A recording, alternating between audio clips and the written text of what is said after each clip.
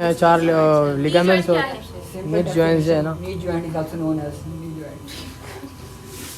ठीक है, हाँ जी आप बताएं। मिड जॉइंट्स है ना कम्बिनेशन, मतलब 3 बोन्स उसमें होते हैं, उसमें 4 लिगामेंट्स होते हैं और 2 मेम्ब्रेन्स होते हैं उसमें। अच्छा, बाकी क्या होता है? पटेला, मेनिस्कस। हाँ वो तो मेम्ब्रेन्स में आ ठीक है गया। सर, और क्या है? नी जॉइंट क्या है? मैम नी जॉइंट हमें एक मूवमेंट प्रोवाइड करता है, बेसिकली एक सपोर्ट प्रोवाइड करता है, एक मूवमेंट प्रोवाइड करता है हमारे लेग्स को, और बहुत एक इम्पॉर्टेंट रोल हमारी बॉडी में प्ले करता है। हमारा जो वेट है वो थोड़ा बेयर करता है ये, ठीक है, हमारा सारा वेट इसी जॉइंट पर होता है। एग्जैक्ट, सारा वेट इसी जॉइंट पे होता है। ठीक है, बाकी तुमने भी अच्छी तरीके से बताया। हाँ जी डॉक्टर साहब, वो thank you ma'am. Knee joint पड़ी हुई है अपने अपने नी जॉइंट को सेट कर रहे हो। टच लगा रहे हो। वो अपने नी जॉइंट को फिक्स कर रहे हैं। बट हाँ, नी जॉइंट बहुत ही major role, major part play करता है हमारी बॉडी में, क्योंकि हमारी अपर लिम्ब का, ट्रंक का जितना भी वेट होता है हमारे नी जॉइंट में आता है। नी ने उसको स्टेबल करना होता है। और दूसरा, second heart of the body किसको बोलते हैं? Second heart of the body, heart क्या? हमारी बॉडी का दूसरा हार्ट कौन सा है जिसको बोला जाता है? नी इसको पटेला कोई पटेला को बोलते हैं। पटेला उसकी मतलब उसकी शेप से ही होगा ना। अच्छा, काफ मसल्स को बोलते हैं। काफ मसल्स कौन कौन से होते हैं? गैस्ट्रिक मेनियस होता है, सोलियस होता है और पेट्रोलियस क्या नाम है उसका क्या था? पेट्रोलियस। तुमने अपनी तरफ से उसको और पी से इसके स्टार्ट पास है पेट्रोलियस। मैम पी से स्टार्ट होता है, वो थोड़ा मिक्स हो जाते हैं।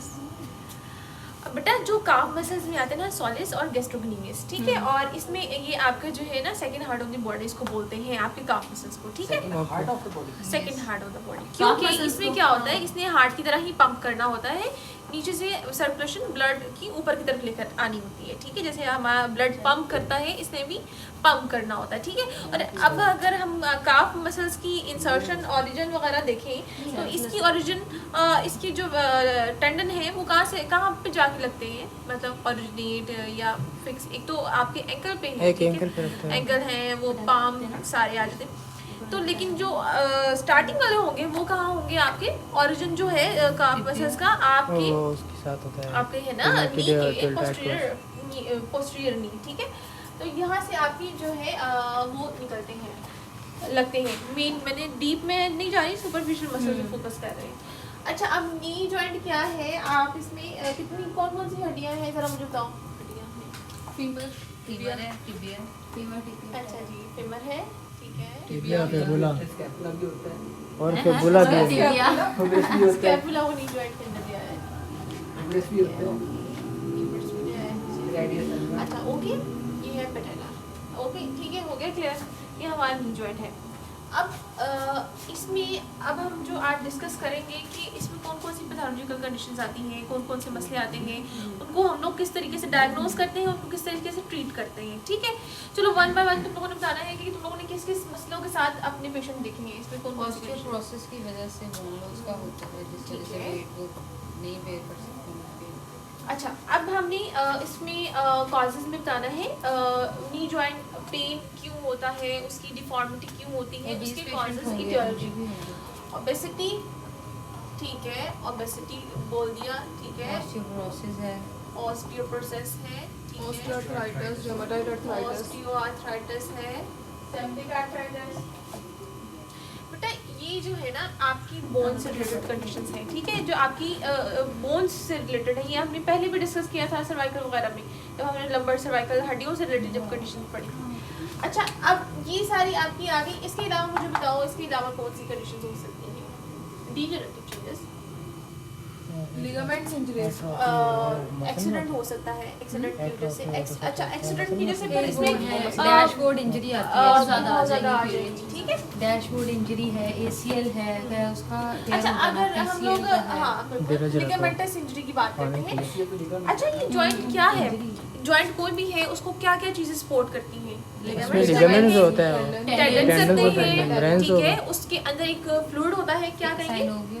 Synovial fluid. साइनोवियल फ्लूइड, ठीक है, वो उसको एक कुशन प्रोवाइड करता है, प्रोटेक्शन प्रोवाइड करता है कि दोनों हड्डियां एक दूसरे से ना मिल सकें, जैसे कि ये दोनों है ना, ठीक है, फ्रिक्शन से ये बचाता है। जो है ना एक दूसरे से अलग रह सके, वो हाँ, आपके friction से अंदर जो है। बचाता है। हाँ अच्छा, अब इसमें क्या होता है, जो ज़्यादातर ख़वातीन आती हैं जिसको हम डीजनरेटिव चेंजेस कहते हैं, ठीक है, ख़वातीन में ज़्यादा ये मसला होता है। एक तो क्योंकि उनकी लाइफस्टाइल ठीक नहीं होता ना, लाइफस्टाइल ठीक नहीं होता, ओबेसिटी मेन फैक्टर होता है ख़वातीन का। तो वो जब भी आपके पास आएंगी वो आपकी जॉइंट्स, नी जॉइंट्स के पेन के साथ आएंगी, और आप कभी भी उनका एक्सरे देखोगे ना, उनकी स्पेस रिड्यूस हो जाती है। स्पेस कैसे रिड्यूस होती है?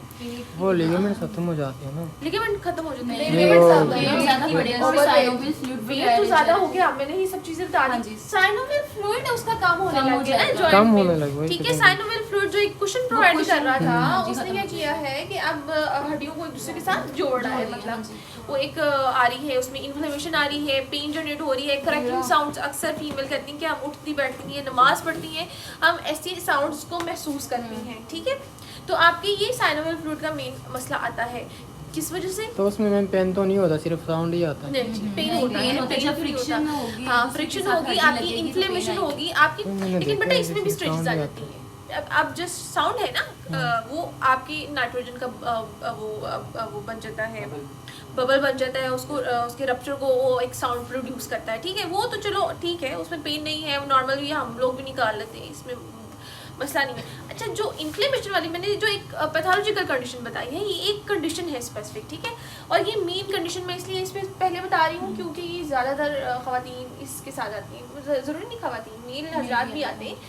ख़वातीन को मैं इसलिए फोकस कर रही हूँ क्योंकि आदमियों में ज़्यादातर जो मसले आते हैं उनके मस्कुलर बल्क के आते हैं, ठीक है, उनकी बोन्स जो है स्ट्रॉन्ग होती हैं फीमेल से, ठीक है, और ये भी हार्मोनल फैक्टर होता है, ठीक है, लेकिन ख़वातीन में ज़्यादा ब्रेकडाउन होता है बोन्स का, ऑस्टियोपोरोसिस वाली, आर्थराइटिस वाली जितनी भी कंडीशंस आती हैं ये उनमें बोन्स में आती हैं, ठीक है। क्योंकि एक चीज़ ये भी आती है, इसलिए कहते हैं ना कि मर्दों को ज़्यादा प्रोटीन इंटेक करना चाहिए और ख़वातीन को ज़्यादा कैल्शियम इंटेक करना चाहिए, ठीक है। वाइडर तो पेल्विस की वजह से भी तो होता है ना, हाँ? कि वाइडर पेल्विस की वजह से भी उनका वाइडर पेल्विस तो हाँ मेन स्ट्रक्चर आपकी फुल बॉडी का स्ट्रक्चर आ जाता है ना। अब इसमें तो कितनी सारी चीज़ें आ जाती हैं, ठीक है। अब उसमें आ जाता है कि जब वो कंसीव करती हैं उनका एब्डोमिनल वेट होता है, उसका वेट बढ़ने की वजह से भी नी जॉइंट में प्रेशर आता है, ठीक है, पेल्विक का वेट है उस वजह से भी आता है। दूसरा इसके बहुत सारे फैक्टर हैं कि आप कंपेयर कर सकते हैं कि उसमें नी जॉइंट फीमेल में क्यों मसले आ रहे हैं एज़ कम्पेयर टू मेल, ठीक है। बात समझ में आ गई। ये मेन कंडीशन आप लोग एक्सरे में देखोगे और इसमें करना क्या है, अब स्पेस रिड्यूस हो गई है, नी जॉइंट स्पेस रिड्यूस हो गई है। अब पेशेंट आपके पास आ रहा है तो आप इसको कैसे ट्रीट करोगे, मुझे ये बताओ। मैम किस चीज़ का पेशेंट आ रहा है? रीजनरेट अभी होता है। आपने ये कहा है ना साइनोवियल फ्लूइड रिड्यूस हो चुका है। अक्सर लोग जो है इंजेक्शन की तरफ चले जाते हैं, वो स्टेरॉयडल इंजेक्शंस वगैरह की तरफ इंजेक्ट करते हैं, कुछ लोग करते हैं, ठीक है। आर्टिफिशियल बेटा वो चीज़ नहीं रहती ना, आप स्टेरॉयडल इफेक्ट क्यों, आप उसको सेडेटिव इफेक्ट क्यों दे रहे हो। आपको पता है कि जी उसकी मसला चल रहा है, इन्फ्लेमेशन चल रही है, आप उसको अपनी उसकी रेंज ऑफ मोशन को गेन करो, उसकी लाइफस्टाइल को मॉडिफाई करो, उसको बताओ, बल्कि उसको सेडेटिव इफेक्ट ना दो। सेडेटिव इफेक्ट मिल गया, मसला तो वही चल रहा है ना, इन्फ्लेमेशन तो है अंदर, बस उसको पेन नहीं आएगी और वो समझेगी कि मुझे जो है ना मेरा मसला ट्रीट हो गया है, सम खत्म टाइम हो के लिए गया है। सिर्फ रिलैक्स होगा। हाँ रिलैक्स हो गया तो, लेकिन बल्कि अंदर सिवियरिटी बढ़ती जाएगी क्योंकि आप उसकी रेंज ऑफ मोशन को गेन नहीं करोगे, उसको एक्सरसाइज नहीं करवाओगे, आइसोमेट्रिक स्ट्रेंथ मैं अगर हम रेंज ऑफ मोशन उसकी सही करवा भी देते हैं तो क्या साइनोवियल फ्लूइड वैसे वापस आ सकता है? बेटा वैसे वापस तो नहीं, हम लोग ये अब बात आ जाती है कि साइनोवियल फ्लूइड वापस आ जाएगा, वो क्वेश्चन जब एज एक चीज़ ख़त्म हो रही है, मतलब डीजनरेटिव चेंजेस यही है ना, आप उसको अगेन कैसे मतलब कर सकते हो। एक टाइम गुजर गया है उस चीज़ का, वो वक्त गुजर गया है, वो जो ख़त्म हो गई है चीज़, आप उसको आर्टिफिशियली इंजेक्ट कर लोगे, उसका फ़ायदा वैसा नहीं होगा, ठीक है। और इसमें है कॉस्ट भी ज़्यादा होती है, इतना एक्सपेंस करते हैं पेशेंट और उनको रिजल्ट वैसा नहीं मिलता। तो बेहतर ये है कि आप उसकी लाइफस्टाइल को मॉडिफाई कर लो ना, कि वो अपनी लाइफस्टाइल को मॉडिफाई कर ले। अब देखो फॉर एग्जांपल हम बात करते हैं कंजेंटल प्रॉब्लम्स की, ठीक है। कुछ जो है बच्चे कंजेंटल प्रॉब्लम्स में जो है नॉर्मल बच्चों की तरह नहीं होते, ठीक है। फॉर एग्जांपल किसी का अगर हम बात करते हैं लेफ्ट हैंड जो है, राइट हैंड जो है पैरालाइज्ड होता है, ठीक है। अब वो क्या करेगा, उसको पता है कि भाई ये मैं चीज़ ठीक नहीं कर सकता, ये ठीक नहीं हो सकता, या इसका कोई ट्रीटमेंट नहीं है, मुझे इसी के साथ ही ज़िंदगी गुजारनी है, तो वो क्या करेगा, अपने लाइफस्टाइल को चेंज कर लेगा, अपनी कुछ एडिशन कर लेगा, अपनी प्रिकॉशंस कर लेगा, अपनी कुछ चीज़ें ऐसी ऐड कर लेगा, ठीक है। और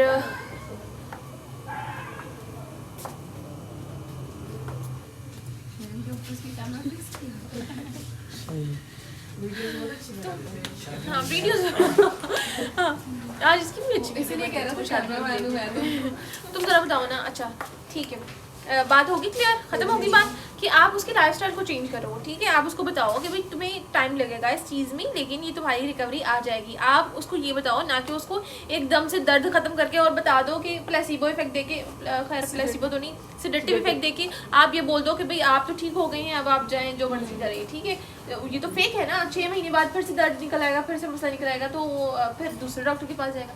तो पेशेंट के साथ ईमानदारी दिखाओ। ठीक है, अगर आप थोड़े से पैसे उनसे ज़्यादा लेते हो तो अपना काम भी थोड़ा सा अच्छा करके दिखाओ। ठीक है मैम, फिजियोथेरेपी में अगर कोई हमारे पास इस तरह का पेशेंट आता है जिसका एक साइनोवियल फ्लूइड बिल्कुल कम रह गया, हम उसको एक्सरसाइजेस के थ्रू हम उसको ठीक कर सकते हैं, मॉडिफाई कर सकते हैं। हम लोगों ने यहाँ पर ट्रैक्शन देनी है, क्योंकि मैंने बताया है कि क्या हो रहा है कि फ्लूइड नहीं है, कुशन सपोर्टिव नहीं है, तो एक दूसरे से फ्रिक्शन आ रही है, हड्डियाँ लग रही हैं, जुड़ रही हैं और चलते फिरते ये मसला आ रहा है।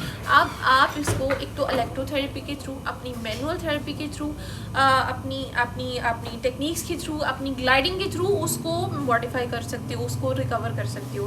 अपनी ट्रैक्शन के थ्रू, जो मेन चीज़ आती है इसमें नी ट्रैक्शन आती है। अब लोगों को ट्रैक्शन देनी नहीं आती, क्योंकि इसमें है एक स्पेसिफिक पॉइंट होता है, स्पेसिफिक प्रेशर लगता है, इस पे फोकस करना चाहिए।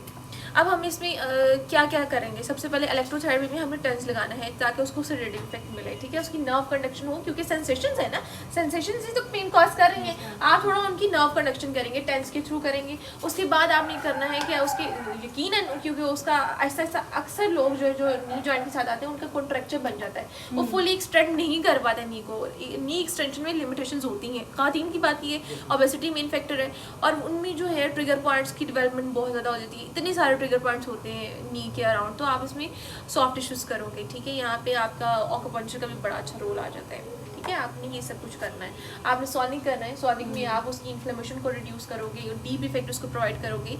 और जो मेन चीज़ आती है उसकी ग्लाइडिंग की, एपिग्लाइड, टी ग्लाइड और रोटेशन और उसकी ट्रैक्शन। ठीक है, तो मैं अभी परफॉर्म करके बताती हूँ। ठीक है, और वो देखोगे किस तरीके से आप मॉडल बन जाओ। आ जाओ तुम, नहीं बन जाता हूँ, तुम कैमरामैन रहो। तो हसनैन है ना, तो कहेंगे कि मॉडल हमेशा सेम हो जाता है। ये जो मॉडल बन जाते हैं वो ज़्यादा सीख जाता है ना जल्दी से। ज़्यादा सीख जाता है, तुम और सीख रहे हो ना, जल्दी क्योंकि तुम मूवी बना रहे हो।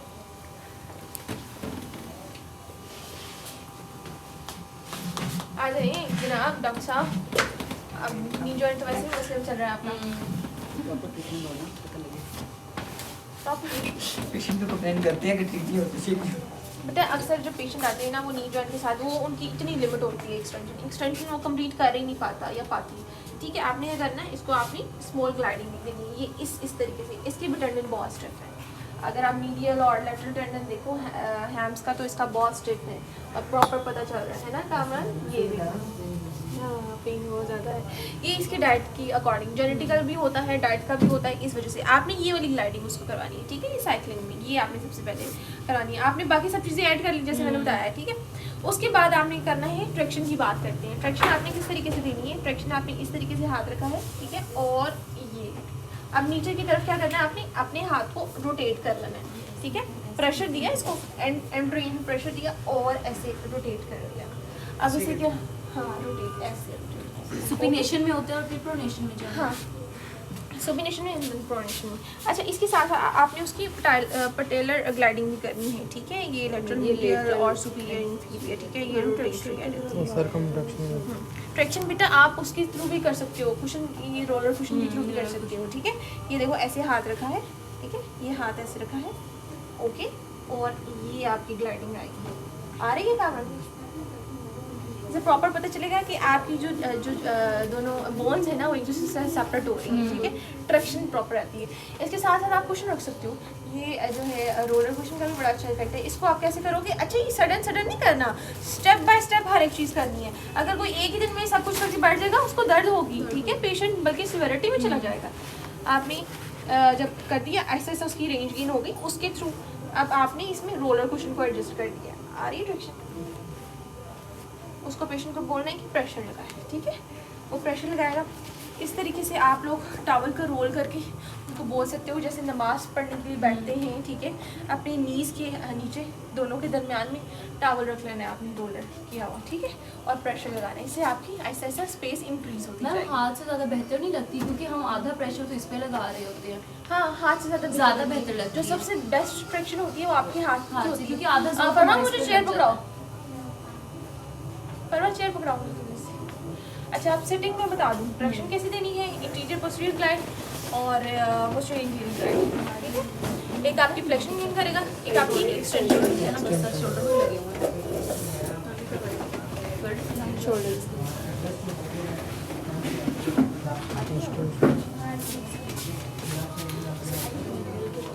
ये देखो अपनी ना पोजीशन को देख लो, ये तुम लोग देख लो ज़रा, कान में ऊपर कर लो, ठीक है।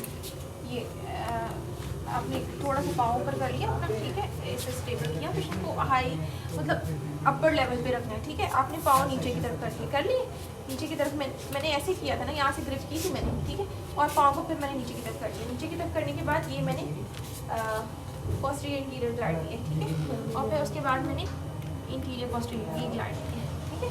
आप इसको अपनी बॉडी को ऐसे कर सकते हो कि आपने जैसे सपोर्ट कर लिया, आप पीछे की तरफ आ गए और ये ग्लाइड आती जाएगी उसको, ठीक है, ऐसा ऐसा। और इस तरीके से आपने जो है ये ग्लाइड दे दी, ठीक है। और रोटेटर में भी यही है कि आपने ट्रैक्शन दे दी उसको और आपने जो है ये ग्रिप करके ये रोटेटर कर देनी है, ठीक है। मैम स्पाइन लाइन में भी दे सकते हो। हाँ, मैम स्पाइन लाइन में भी दे सकते हैं ना। स्पाइन लाइन में ये मैंने सेटिंग में बता दिया आपको, स्पाइन वाला भी बता दिया, सेटिंग वाला भी। ग्लाइडिंग जो है सेटिंग में ज़्यादा बेहतर रहेगी, ठीक है।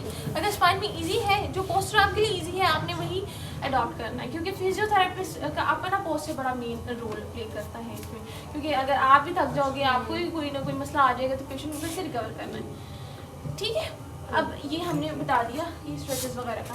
अब हम बाकी सब कंडीशंस को भी थोड़ा सा डिस्कस कर रहे हैं, ठीक है, जिसमें लिगामेंटस इंजरीज आ जाती है, ठीक है। अब लिगामेंटस इंजरी की बात करते हैं तो कौन कौन सी इंजरीज आ जाती है? ACL है, मीडियल कोलेटरल और लेटरल कोलेटरल। पेन कहाँ पे? फरमा इसको दिखाओ। दे दिया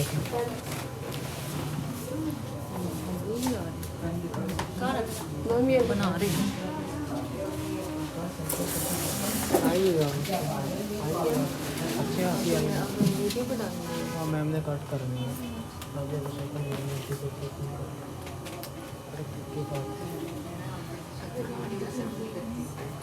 लिगामेंटस की बात करते हैं, कौन सी? ACL, PCL, मीडियल कोलेटरल और लेटरल कोलेटरल। ठीक है जी, ACL की बात करते हैं सबसे पहले, ठीक है। इसमें क्या होता है? हाइपर एक्सटेंशन की वजह से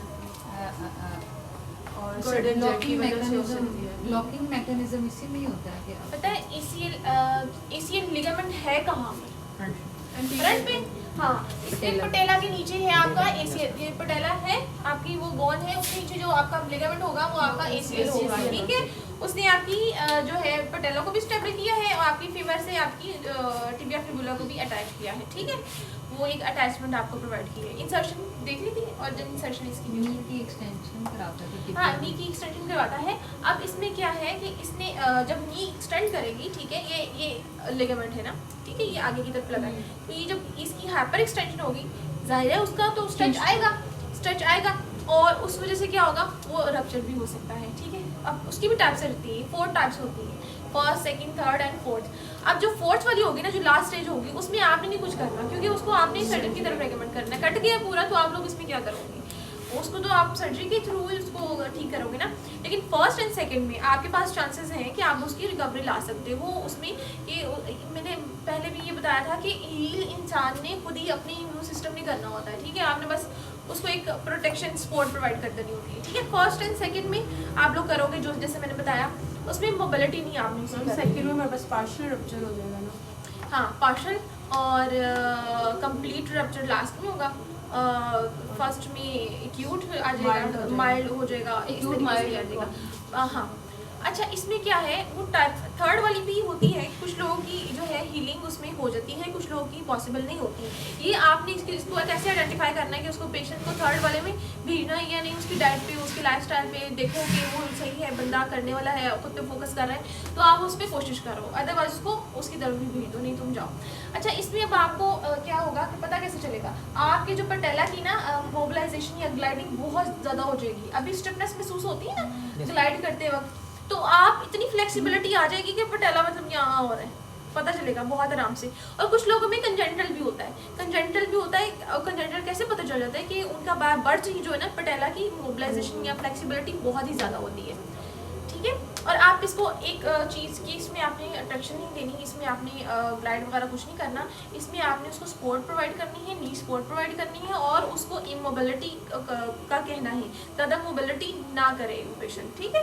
लिगामेंटस को क्योंकि इसकी हीलिंग करनी है, तो अब जो एक जख्म हो गया है अंदर, कुछ एक रप्चर हो गया, आप जब तक उसको छोड़ोगे नहीं अपने हाल पे, कैसे ठीक होगा, बार बार छेड़ते जाओगे, जख्म अक्सर स्कारिंग हो जाती है, तो आपने कभी देखा टाइम लगता है ना उसको रिकवर होने में, हील होने में, तो इसी तरीके से इसका भी यही है, ठीक है।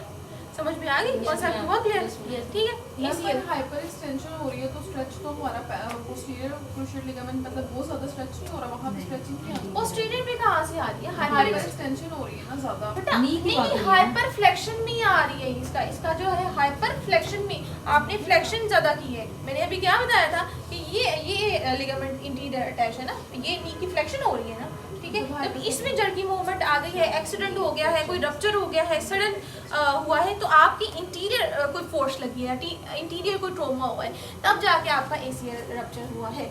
अच्छा, और जो पोस्टीरियर क्रूशियल उसमें हाइपर एक्सटेंशन की वजह से उसके चांसेस ना कम होते हैं, ACL के चांसेस बहुत ज़्यादा होते हैं। डैशबोर्ड इंजरी वाला सीन PCL में आता है ना, कि डायरेक्ट आपको हिट करेगी वो चीज़, तो ऐसा होता है PCL अक्सर जो है, ठीक है। तो आपके PCL पोस्टीरियर लिगामेंट आपका ये कमी है, लेकिन आपने फिर उस पर भी ये सब करना, उसको पोस्टीरियरली उसकी कंप्लेन होगी ना कि मुझे पीछे की तरफ दर्द आ रहा है, ठीक है। आपने तो वहाँ पर सोनिक मेन जो आपका होगा ना, यहाँ पर सोनिक करना है और इमोबिलाइज करना है पेशेंट को, ठीक है।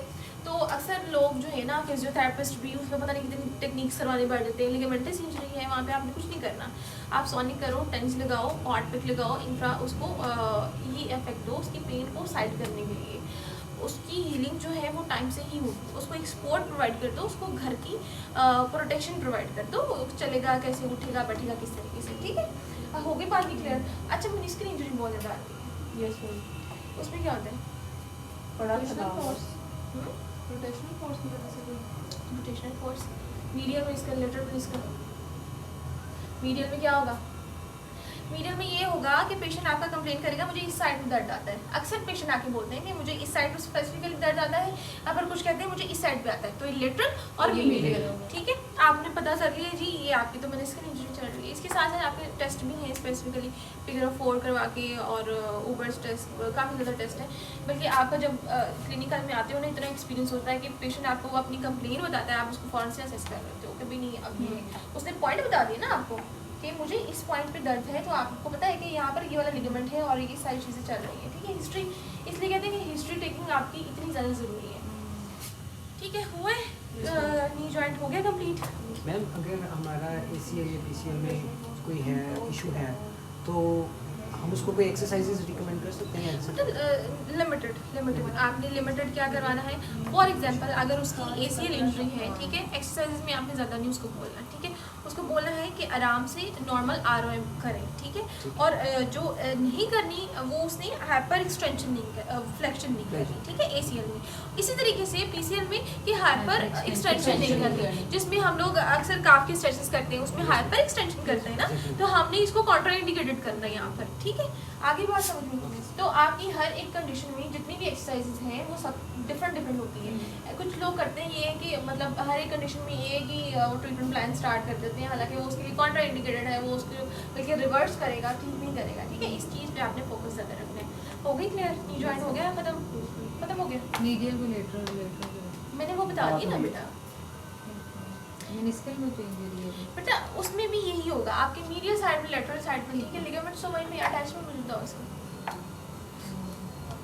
मैम, इनके पेशेंट्स को भी हम एक्सरसाइजेज बस माइनर सी करवाएंगे। लिगामेंटस की जब बात करते हैं ना तो आपने यहाँ पर जर्की विगरस टाइप की एक्सरसाइजेस नहीं करानी, ठीक है।